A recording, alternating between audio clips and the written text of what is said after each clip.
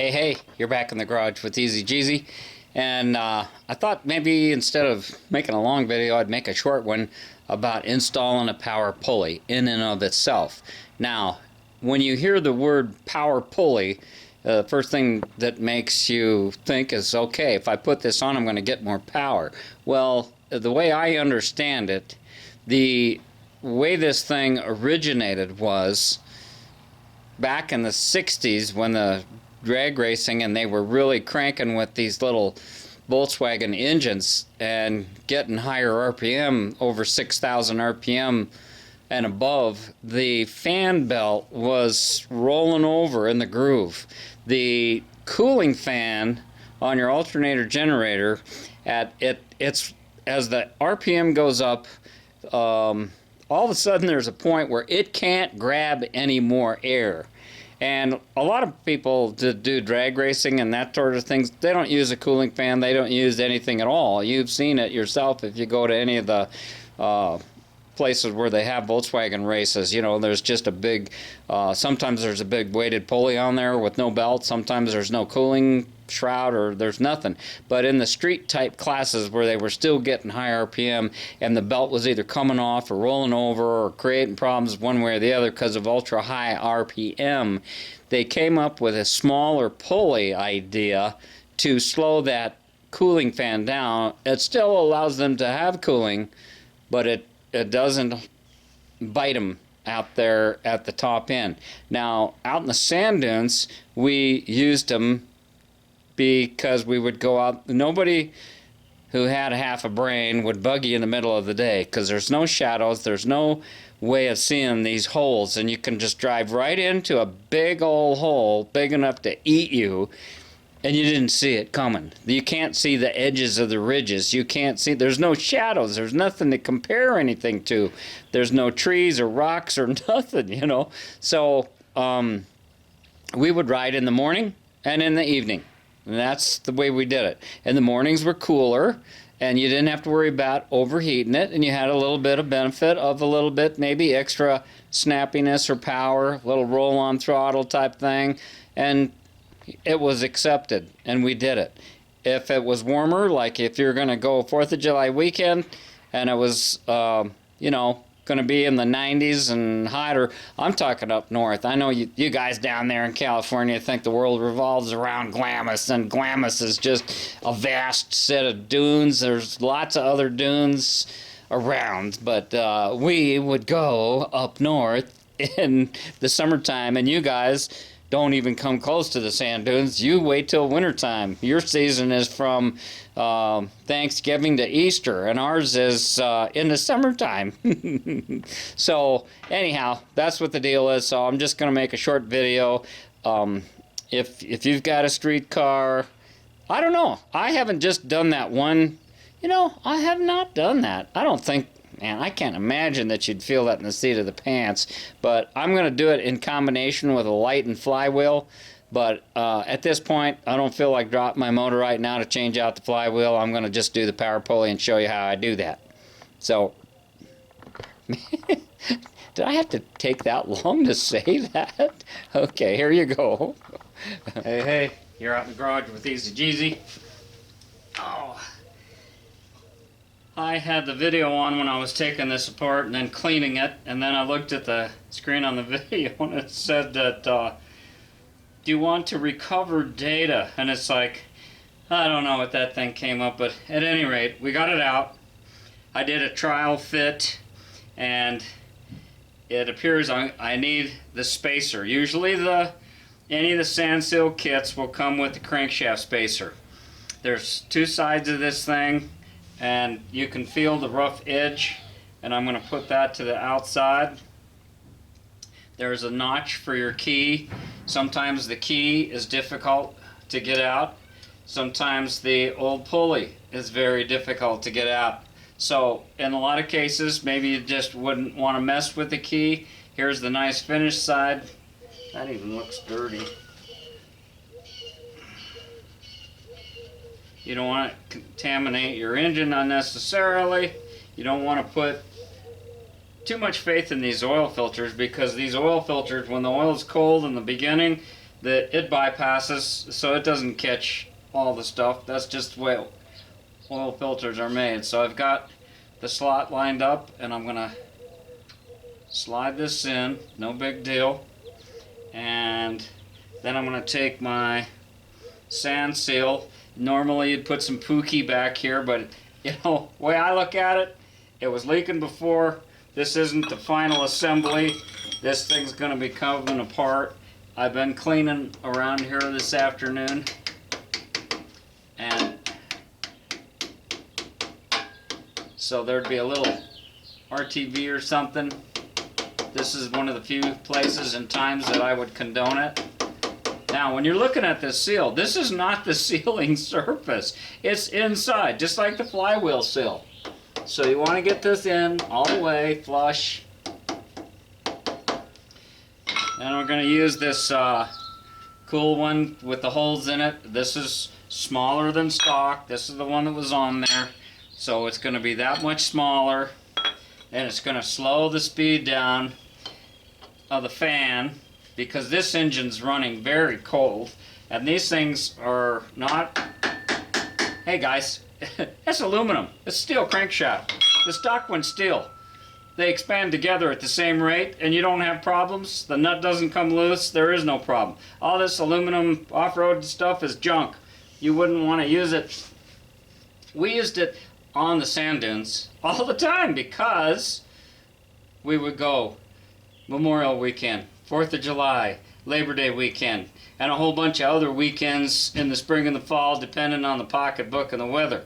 And then you go out there and you drive around and you spend as much time standing around talking as you do driving up hills, especially if you go to our sand dunes here that amount to nothing. So now I'm going to put I'm going to go get the right socket for this. And I've got the car in gear with the emergency brake on. Doesn't matter what you do, that aluminum is going to come loose because of the expansion rate, where it's located. It's not a, that's the way it is. Sometimes they'll give you a new chrome bolt.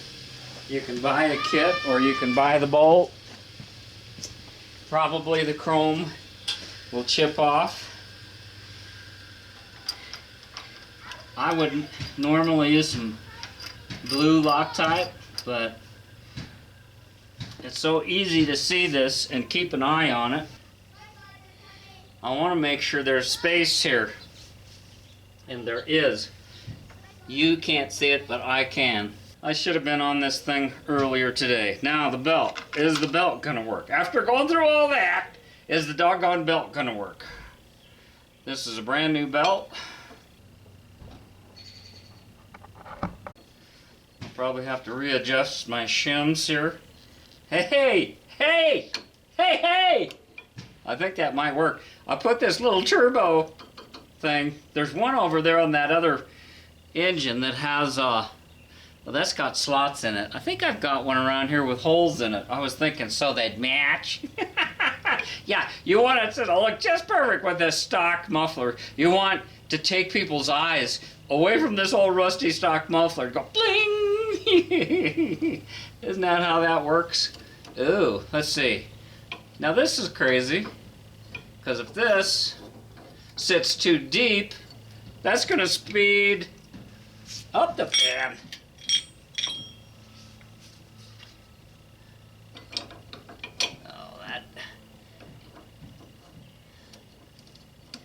This is going to be just a little trial and error. Oh, I know. I want to check, get a visual from the side here on the alignment, because I did put that spacer in.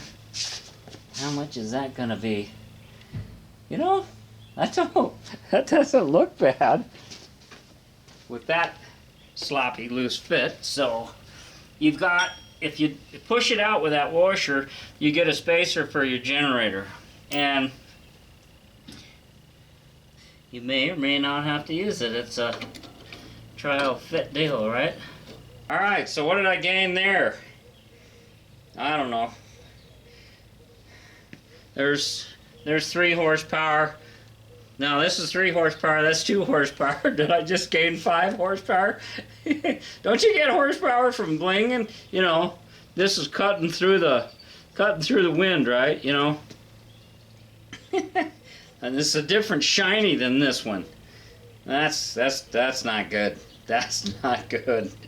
I should do like some guys do and paint it red to match the buggy, and then you cut off the tips so that you got some farkle on the front, and then the blue or the color that matches the car. Oh yeah. Yep. No getting around that rusty stock muffler though. Alright, now we got to drop that motor and decide. Man, I'm going to be committed. If I have to break all those seals and lift the tin off. If I got to take the tin off and loosen all this, I might just put the J pipes on now. I got One thing just keeps leading to the next, you know what I'm saying? I've got a different fan housing that may give me the clearance that I need to make this Type 3 linkage work. Because it seems like I was just tucked up underneath there, or what was it? The generator, or was it the ducts? Something was clearly in the way.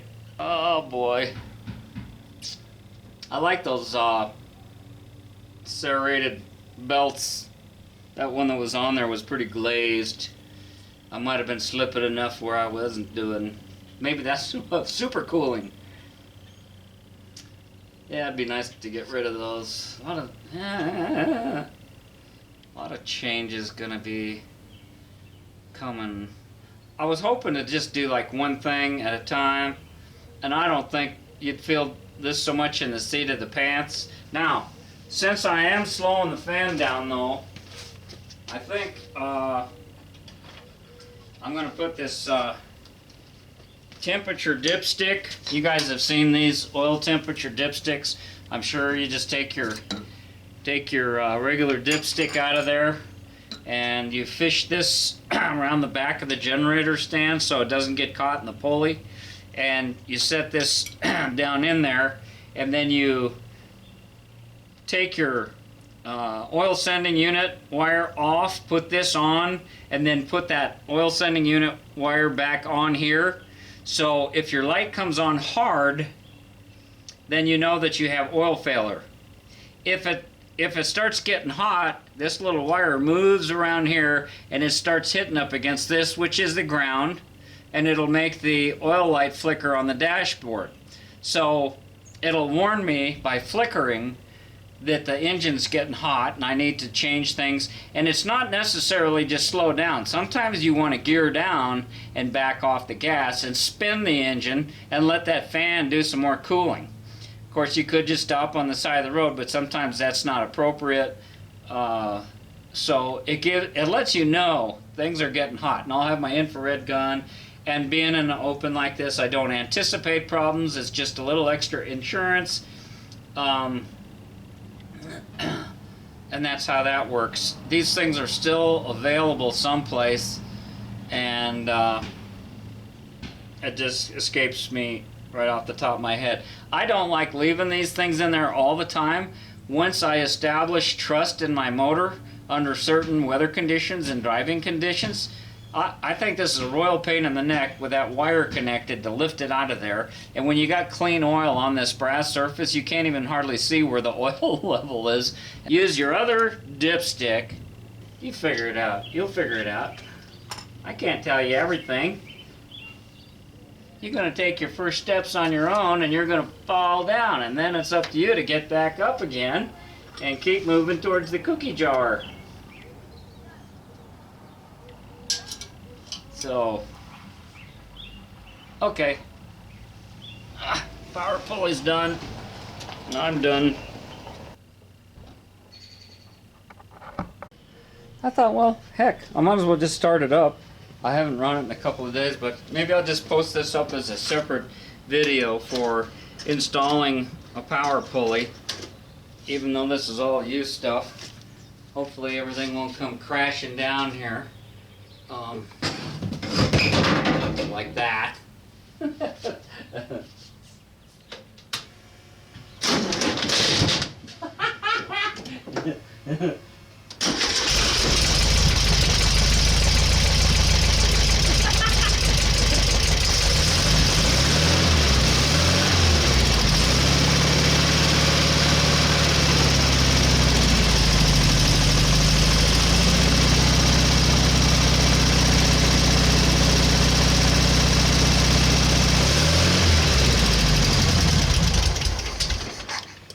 Good enough. Ain't going anywhere anyhow. Lockdown. Lock and load. I might have to break out of jail tomorrow. We'll see if I get that flywheel changed out, and maybe we'll just take it apart and fix those rings. Thanks for watching. Thanks for subbing. TheEZGZ out.